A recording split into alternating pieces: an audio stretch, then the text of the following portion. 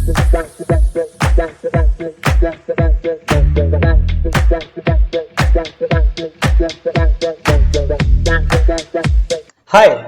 how are you? And welcome back to my YouTube channel Course by Sid. So today in this video, I'm going to show you how you can make this login, and when you will click over here, registered here, you will redirect it to this register form. So today in this video, we're going to see how we can create this register and login form. So we'll open our Visual Studio Code, and over here you can see that I have created three files. First one is the login.html file. We'll be creating this login form, and next we have used register.html. So if you have already created login.html file, then you need to copy paste this in your register.html file, and then a small modifications we need to make in this register.html file. After making this file, you need one CSS file. So I have named it as login.css, and within this login.css only we'll going to style a register file also, right? So here you can see that this is our styling sheet. So before wasting any time, let's get started with it, that how we have created this. So this is basically your structure. From starting you can see that we have defined the structure of the HTML, and then we have connected our styling sheet at line number 6, that is login.css, and then we have given the title. So the title is login form. If I'll come back to my browser, so here you can see that this title is coming. Right now if I'll click here, so here you can see that the title is also changed here. Right, see where my cursor is right now, right? So this is my title actually, and then after that you can see that within the body I have mentioned one div with the class container, and within this div I have one form container div, right? And after that I have my form with the class name form structure. After that I have one heading, that is the h2 heading. So h2 heading is your this heading, I'm highlighting it over here, this is your h2 heading. And then we have input tag. Input tag type will be email and placeholder is email, and this will be required, means this is the mandatory to login, and this is your password, and the type will be password only. So let me show you here. You can see that if we'll type anything and here the password, so when you click over here, then only you can see the numbers, right? So this defines the type. And if I'll click on the login, so here you can see that please include an @ in the email address. Okay, so here I just need to mention @ and this. So now this has taken it. So now I'll come back to my Visual Studio Code, and then after that I have one submit button. So here you can see that this is the submit button actually, and I have named it as login. And then after that one anchor tag I have used, and over here I have connected my register.html, and the text which I have mentioned over here is don't have an account registered here. So when the user click on this text on this anchor tag, then the user will be redirected to this register.html page. So here you can see that if I click over here, so this will redirect it to my register.html. Here you can see that this has now been changed and the interface is also changed. Now I'll come back to my Visual Studio Code, and here you can see that only this title I have modified, okay, and this h2 heading, and then after that one username is also required over here. I have added one input field username, so here you can see that I have added this username, right? And after that we have the password. So for register we have 3 fields, and for login we have only two fields, that is email and password. And then after that we have button, registered button, and then we have this login anchor tag with the text already registered, click here to login.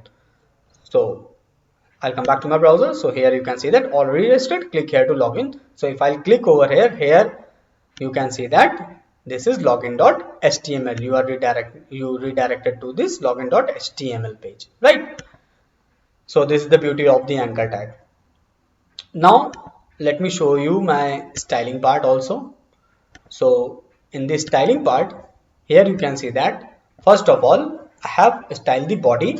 I have given the font family and then some margin, padding, and background color is aqua. So here you can see that this is the aqua background color which I have mentioned in the body part.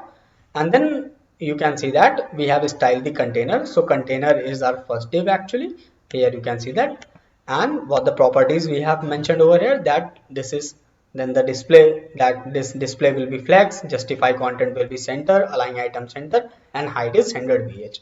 So here you can see that this has been in center and the height is 100 vertical height, that is 100 vh, right? And then we have styled our dot form container. So dot form container is this div, and this div is having this form structure, right? Let's see what we have given over here for the styling. So background color is white, so obviously you can see that this is white, and border radius is 10 pixel, box shadow we have mentioned, padding we have given, and the width we have given for the form container. And for the heading, that is this h2 heading, this heading we have given margin and some text align, and that is the text line will be center. So here you can see that this register is showing in the center, right, as the center heading. Now if I'll talk about input, that is what is input. So here you can see that we are talking about these inputs, right? So we have styled these inputs over here. We have given mentioned the width, padding, margin bottom, border, right, border radius, and border style. So here you can see that I am talking about these things, right?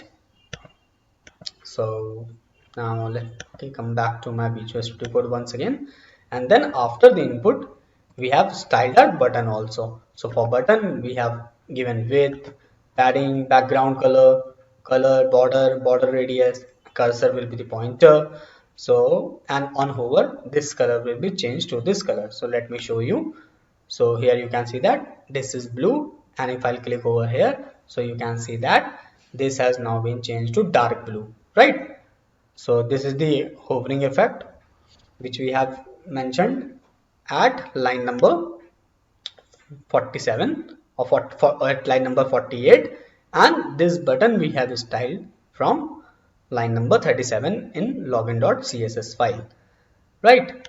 And then this form structure will be display block, right?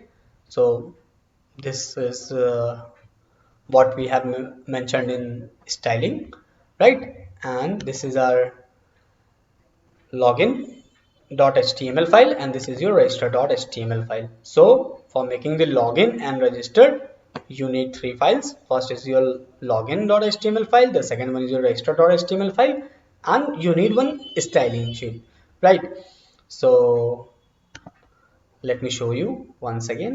So here you can see that this is your login and this is your register. Now we are going to deploy this on github.com. So for that, first we'll come to Visual Studio Code, and we're going to rename this login.html file to index.html file. So we'll write index.html over here, and we need to make changes at one more place, that is at this register.html. So here also we'll write index.html instead of login.html, and then we're going to save this, and then after that we'll click on revealing file explorer. So here you can see that these three files are there, and then we'll come to our browser, and we'll come to, after coming to your GitHub account, you'll need to create a repository. So you're going to click on this plus icon and then you're going to click on this new repository. And then after that, you're going to enter the repository name. So I'm writing login dash register form. Let me see that is available. Yes, login dash register dash form is available as the repository name. And then after that, in the description, I'll write login and register form, and I have created with the help of HTML and CSS. So in the description, I have just mentioned. You can mention anything in the description, or to the repository name also you can mention anything. It just depends on your choice. And then after that, you can create this repository as public. You can also set it as private. Here I'm making it as public. And then after that, I'm going to add one readme file also. And then after that, I'll click on this create repository. This will take some time. Yeah, here you can see that our repository has been created successfully. Then after that, we'll click on this add file, and then we're going to click on this upload files button. And then after that, we're going to open this folder, and we're going to select all the 3 files, and we're going to drop on this page, right? So here you can see that my files have been uploaded, and in the commit changes, I'll write one message. I'll write files upload, right? And then I'm going to click on this commit changes, and yeah, that's it. Your files have been uploaded. Now to deploy this, you will going to click on this settings button, and then under code and automation, you will find one pages section. You're going to click on this, and under this you can see we have one branch section, and here you have to click your branch. You have to select your branch. So here you can see that we have only one branch. So I'm going to select this main branch and make sure that it is in the root folder, right? This will come automatically. You don't need to select anything, but for the deployment, you just need to check whether that your branch is having the root folder, and then you're going to save this, and that's all. There is nothing else required from your side. Now GitHub will going to take 1 to 2 minutes, and it will deploy your login and register form. So for that, you can wait for 1 to 2 minutes, or you can check from here also by clicking on your repository, or you can click on your profile, and under the profile you can see your repository will be listed. So once you click on your repository, you can see that it is taking time. Once it will be deployed, it will come here after the package. You can see that after the packages there is one section added, that is deployment, and if you will hover it over here, so you can see that deployment quit. That means it is in queue, it is in processing, right? So you'll click on the refresh button, you'll see that it has now been deployed successfully. And if you'll hover over here, so you can see that deployment has been done successfully, and message is showing as deployment successful.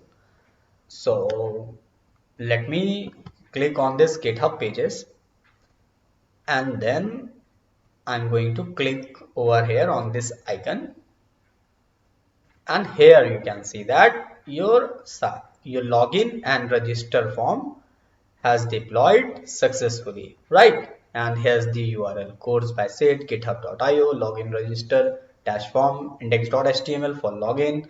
If you'll click over here, you can see that this is your register form, and register.html pages coming in the URL, right?